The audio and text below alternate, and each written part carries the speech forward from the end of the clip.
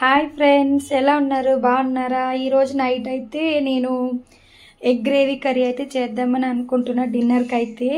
దానికోసం అయితే ఎగ్స్ ఉడకబెట్టుకొని ఫస్ట్ ఎగ్ షీల్ తీసేసి అయితే పక్కన పెట్టేసుకొని ఒక గిన్నెలో ఆయిల్ పోసేసుకొని ఆయిల్ హిట్ ఎక్కాక ఎగ్స్ పెట్టేసుకొని అలానే కొంచెం పసుపు కారం కూడా వేసేసుకొని లైట్గా అవి ఫ్రై అయ్యేంత వరకు ఫ్రై చేసుకొని ఒక ప్లేట్లో అయితే ట్రాన్స్ఫర్ చేసుకున్న తర్వాత అయితే ఆనియన్, టమాటో అలానే కాజు ఉంటాయి కదా, అవి కూడా అదే ఆయిల్లో వేసి కాసేపు అయితే ఫ్రై చేశాను.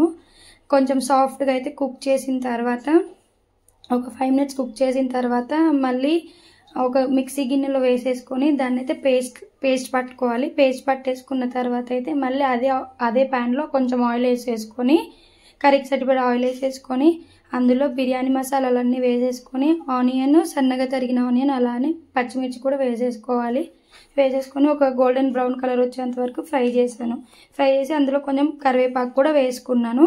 అలానే ఆ ఫ్రై అయిపోయిన తర్వాత కొంచెం అల్లం వేసేసుకొని అది అల్లం పచ్చివాసన పోయేంత వరకు ఫ్రై చేసుకున్న తర్వాత ఒక 5 minutes మూత పెట్టి అలా ఫ్రై చేసుకున్న తర్వాత పసుపు, ఉప్పు, కారం ఇవైతే యాడ్ చేసుకున్న తర్వాత మనం ఫస్ట్ పట్టుకున్న పేస్ట్ ఉంటుంది కదా, టమాటో పేస్ట్, ఆనియన్ అవి కూడా యాడ్ చేసేసుకుని అందులో కొంచెం వాటర్ కూడా యాడ్ చేసుకొని ఆ మొత్తం పేస్ట్ని అయితే కుక్ చేసుకున్నాను.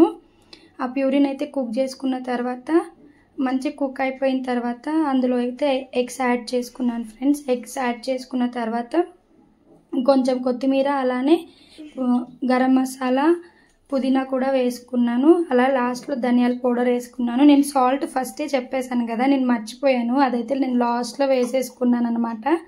తర్వాత అయితే ఇంకొక 10 minutes అలా కుక్ చేసుకున్న తర్వాత కూర అయితే రెడీ అయిపోయింది ఫ్రెండ్స్. ఒక్కసారి టేస్ట్ మాత్రం చాలా బాగుంది. ఒకసారి మీరు కూడా ట్రై చేయండి. సింపుల్గా నైట్ టైం ఏది స్పీడ్గా అయిపోతుంది.